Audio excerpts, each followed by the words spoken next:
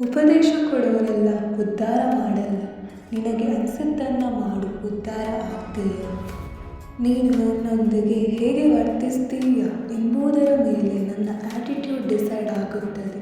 ನೀನು ಗುಡ್ ಆದರೆ ನಾನು ಬೆಸ್ಟ್ ಆಗುವೆ, ನೀನು ಬ್ಯಾಡ್ ಆದರೆ ನಾನು ನಿನ್ನ ಡ್ಯಾಡ್ ಆಗುವೆ. ನೀನು ಹೇಗಿರಬೇಕೆಂದು ನಿನ್ನದೇ ಆಯ್ಕೆಯಾಗಿರುತ್ತದೆ.